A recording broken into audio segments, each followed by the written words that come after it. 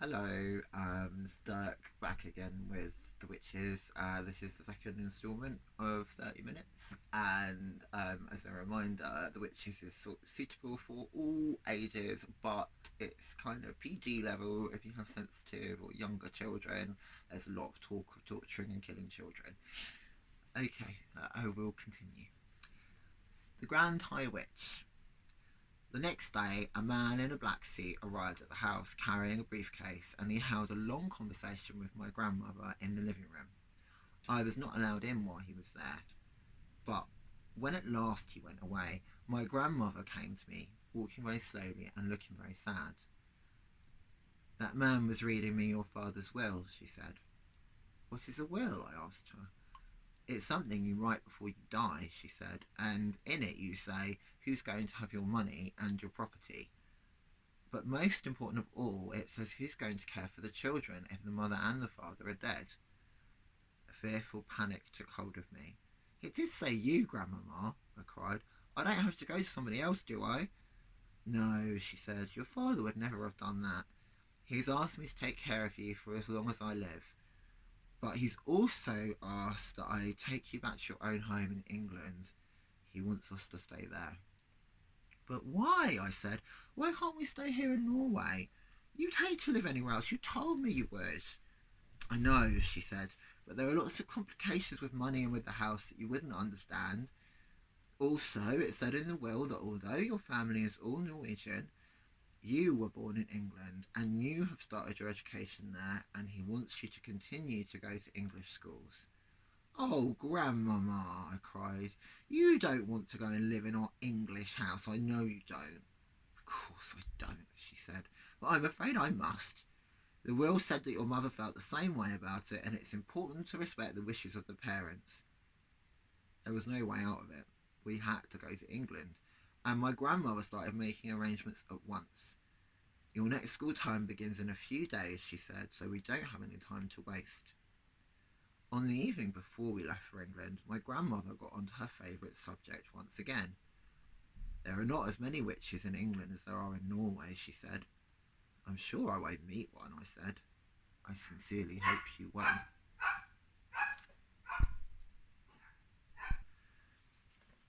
Because those English witches are probably the most vicious in the whole world. As she sat there smoking her foul cigar and talking away, I kept looking at the hand with the missing thumb. I couldn't help it. I was fascinated by it, and I kept wondering what awful thing had happened to her that time when she met the witch. It must have been something absolutely appalling and gruesome, otherwise she would have told me about it. Maybe the thumb had been twisted off. Or perhaps she had been forced to jam her thumb down the spout of a boiling kettle until it was steamed away. Or did someone pull it out of her hand like a tooth? I couldn't help trying to guess. Tell me what those English witches do, Grandmama, I asked.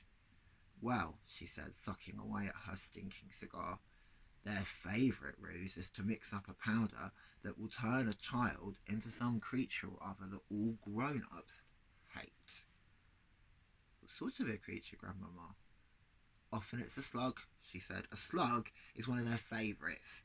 Then the grown-ups step on the slug and squish it without knowing it's a child.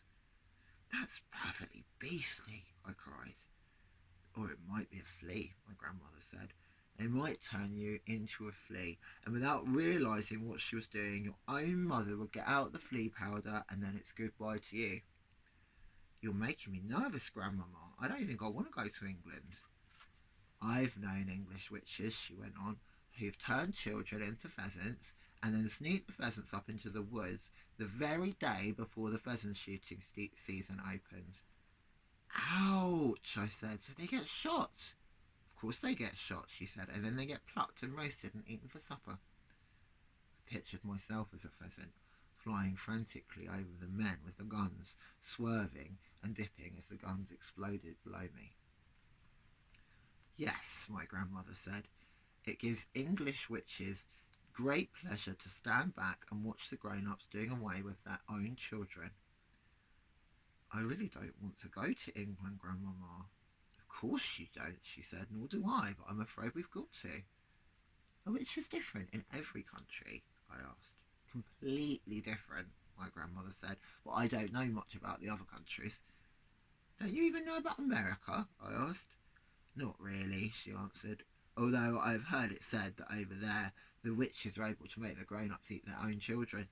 Never, I cried. Oh no, Grandmama, that couldn't be true. I don't know whether it's true or not, she said. It's only a rumour I've heard. But how could they possibly make them eat their own children? I asked. By turning them into hot dogs, she said. That wouldn't be too difficult for a clever witch. Does every single country in the world have its witches? I asked. Wherever you find people, you find witches, my grandmother said. There is a secret society of witches in every country. And do they all know one another, Grandmama? They do not, she said. A witch only knows the witches in her own country. She's strictly forbidden to communicate with any foreign witches. But an English witch, for example, will know all the other witches in England. They're all friends. They ring each other up. They swap deadly recipes. Goodness knows what else they talk about. I hate to think. I sat on the floor, watching my grandmother. She put her cigar stub in the ashtray and folded her hands across her stomach. Once a year, she went on, the witches of each separate country hold their own secret meeting. They all get together in one place to receive a lecture from the Grand High Witch of all the world. From who? I cried. She is the ruler of them all, my grandmother said. She is all-powerful. She is without mercy. All other witches are petrified of her. They see her only once a year at the annual meeting. She goes there to whip up excitement and enthusiasm and give orders. The Grand High Witch travels from country to country attending these annual meetings. Where do they have these meetings, Grandmama? There are all sorts of rumours, my grandmother answered. I've heard it said they just book into a hotel, like any other group of women who are holding a meeting. I've also heard it said that some very peculiar things go on in the hotels they stay in. It's rumoured that the beds are never slept in, that there are burn marks on the bedroom carpets, that toads are discovered in the bathtubs, and that down in the kitchen the cook once found a baby crocodile swimming in his saucepan of soup. My grandmother picked up her cigar and took another puff, inhaling the foul smoke deeply into her lungs. Where does the Grand High Witch live when she's at home? I asked. Nobody knows, my grandmother said. If we knew that, then she could be rooted out and destroyed. Witchophiles all over the world have spent their lives trying to discover the secret headquarters of the Grand High Witch. What is a witchophile, Grandmama? A person who studies witches and knows a lot about them, my grandmother said. Are you a witchophile, Grandmama? I'm a retired witchophile, she said. I'm too old to be active any longer. But when I was younger, I travelled all over the globe trying to track down the Grand High Witch. I never came even close to succeeding. Is she rich? I asked. She's rolling, my grandmother said. Simply rolling in money. Rumour has it there's a machine in her headquarters which is exactly like the machine the government uses to print the banknotes you and I use.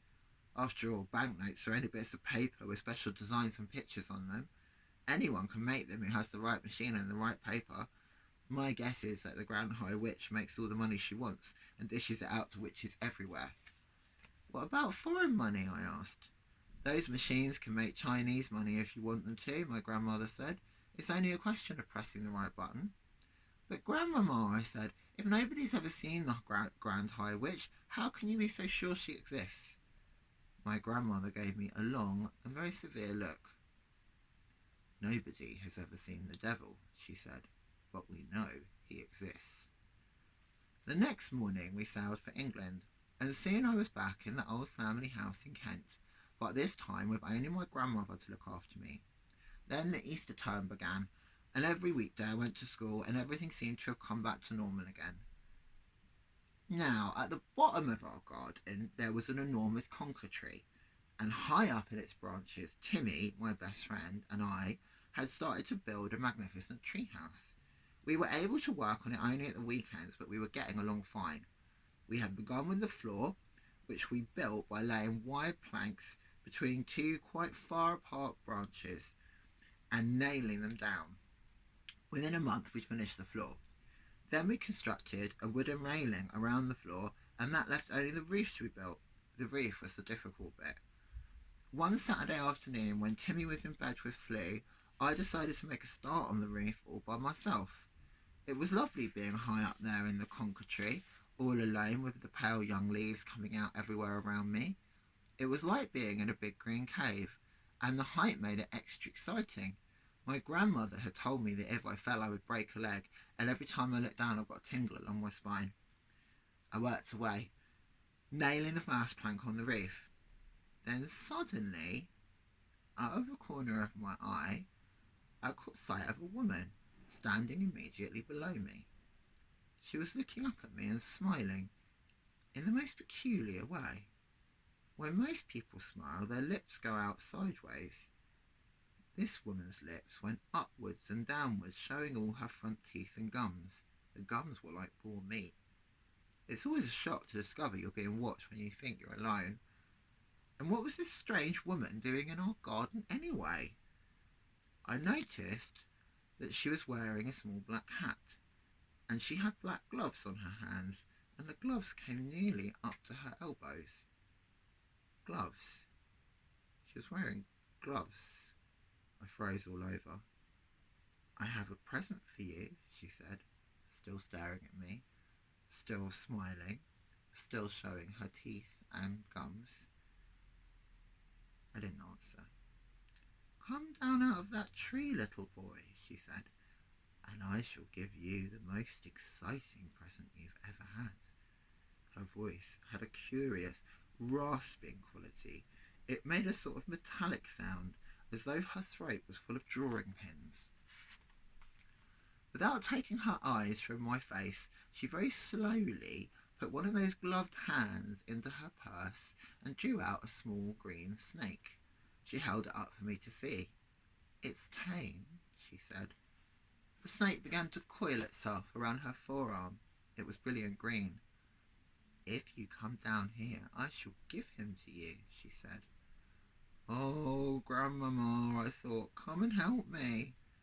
Then I panicked. I dropped the hammer and shot up that enormous tree like a monkey.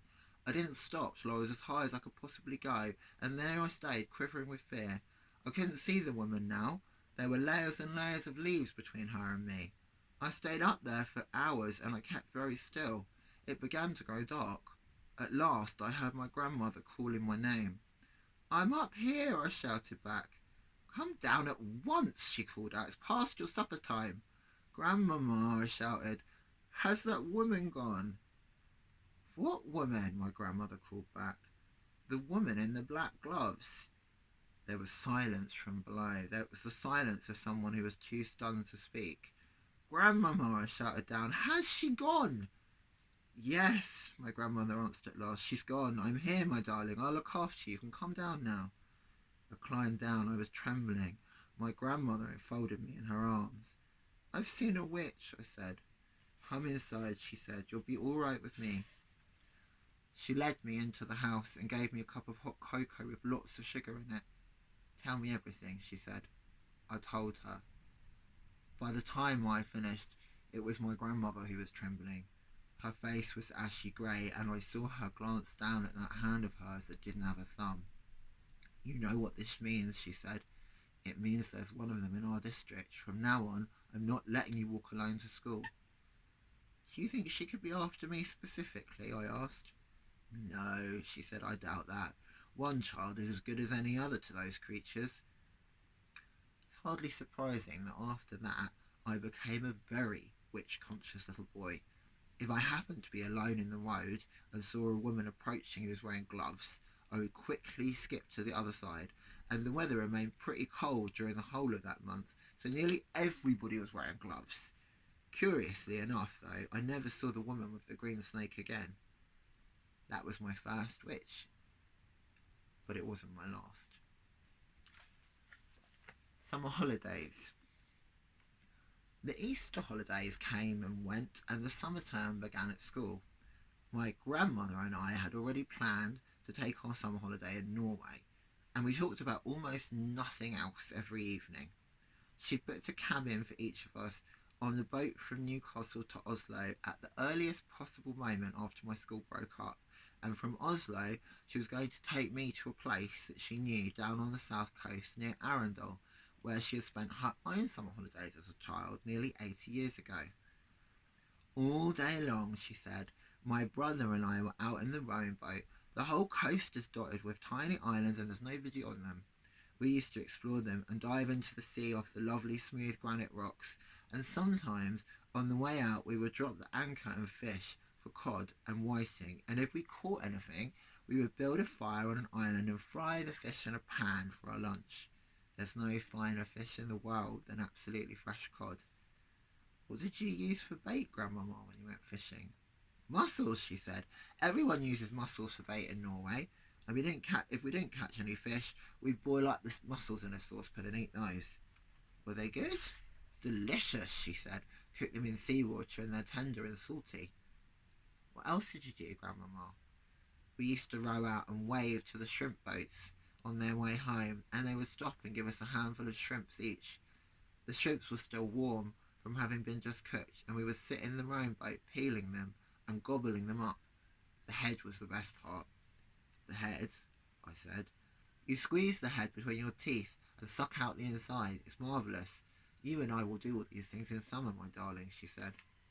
Grandmama, I said, I can't wait. I simply can't wait to go. Nor can I, she said. When there were only 3 weeks of the summer term left, an awful thing happened. My grandmother got pneumonia. She became very ill, and a trained nurse moved into the house to look after her. The doctor explained to me that pneumonia is not normally a dangerous illness nowadays because of penicillin, but when a person is more than 80 years old, as my grandmother was, then it's very dangerous indeed. He said he didn't even dare to move her to hospital in her condition, so she stayed in her bedroom, and I hung about the house outside the door while oxygen cylinders and all sorts of other frightening things were taken into her. Can I go in and see her? I asked. No, dear, the nurse said, not at the moment. A fat and jolly lady called Mrs. Spring, who used to come and clean our house every day, also moved in and slept in the house. Mrs. Spring looked after me and cooked my meals. I liked her very much, but she wasn't a patch on my grandmother for telling stories. One evening, about 10 days later, the doctor came downstairs and said to me, you can go in and see her now, but only for a short time. She's been asking for you. I flew up the stairs and burst into my grandmother's room and threw myself into her arms.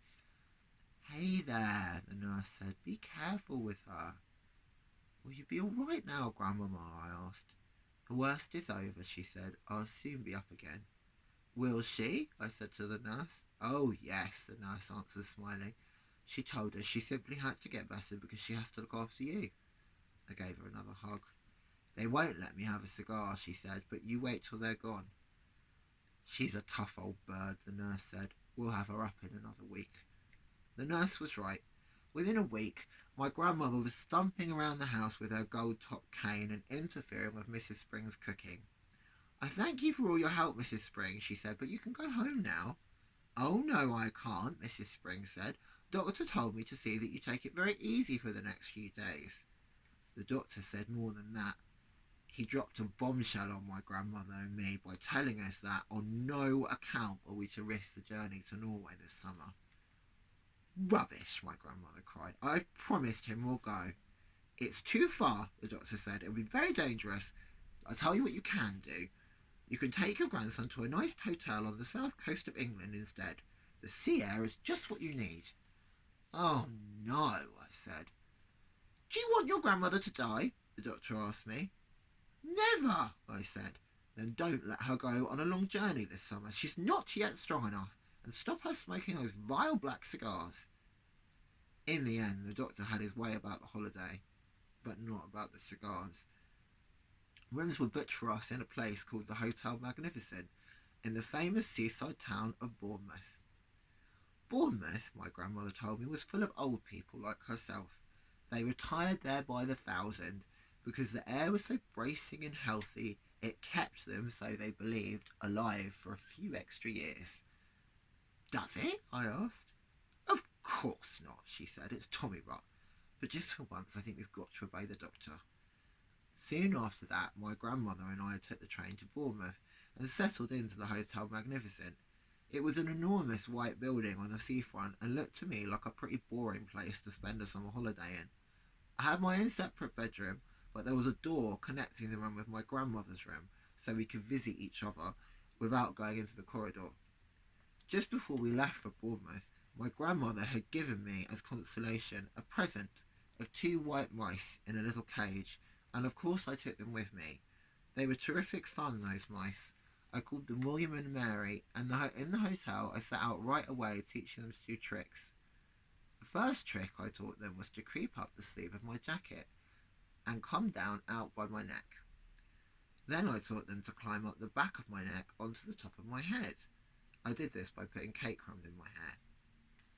On the very first morning after our arrival, the chambermaid was making my bed when one of my mice poked its head from under the sheets.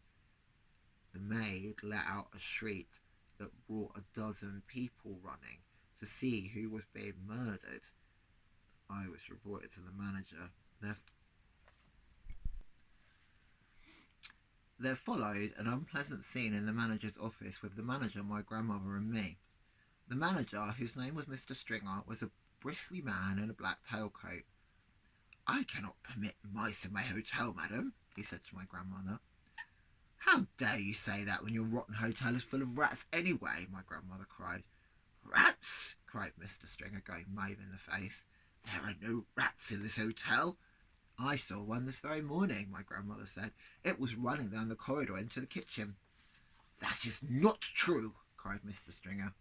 "You had better get the rat catcher in at once," my grandmother said, "before I report you to the public health authorities. I expect there's rats scuttling all over the kitchen floor, and stealing the food off the shelf, and jumping in and out of the soup."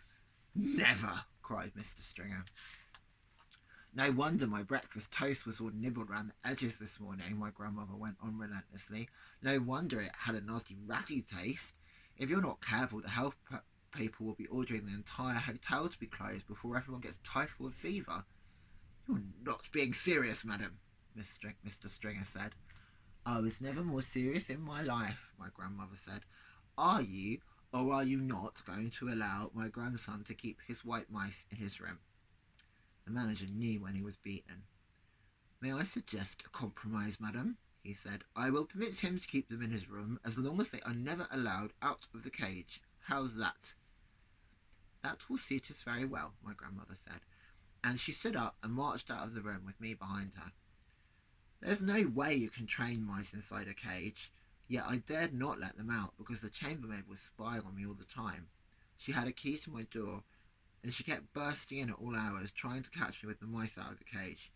She told me that the first mouse to break the rules would be drowned in a bucket of water by the hall porter. I decided to seek a safer place where I could carry on with the training. There must surely be an empty room in this enormous hotel. I put one mouse into its trouser pocket and wandered downstairs in search of a secret spot.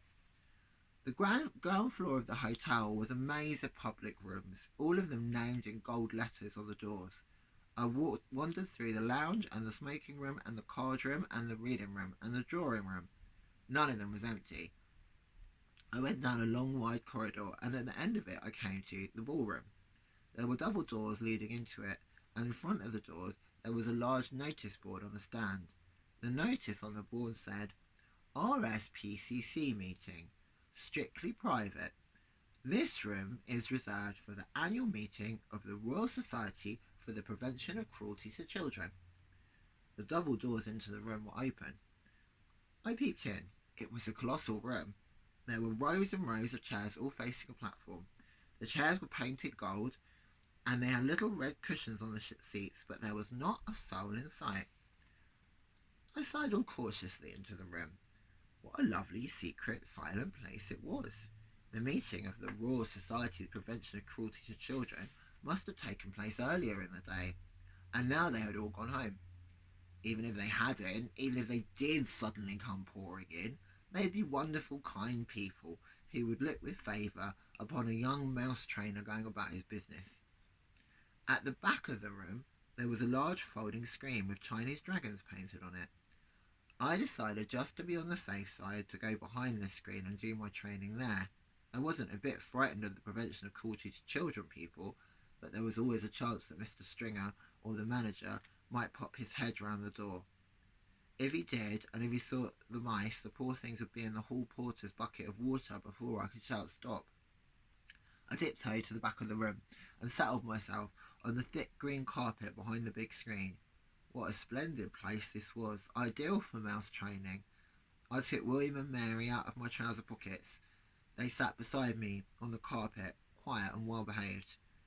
The trick I was going to teach them today was tightrope walking. It's not all that difficult to train an intelligent mouse to be an expert tightrope walker, provided you know exactly how to go about it. First, you must have a piece of string. I had that. Then you must have some good cake. A fine currant cake is the favourite food of white mice. They're dotty about it. I had brought with me a rock cake, which I had pocketed while having tea with Grandmama the day before. Now, here's what you do. You stretch the string right between your two hands, but you start by keeping it very short, about 3 inches. You put the mouse on your right hand and a little piece of cake on your left hand. The mouse is therefore only 3 inches away from the cake. He can see it and he can smell it. His whiskers twitch with excitement. He can almost reach the cake by leaning forward, but not quite. He only has to take 2 steps along the string to reach the tasty morsel.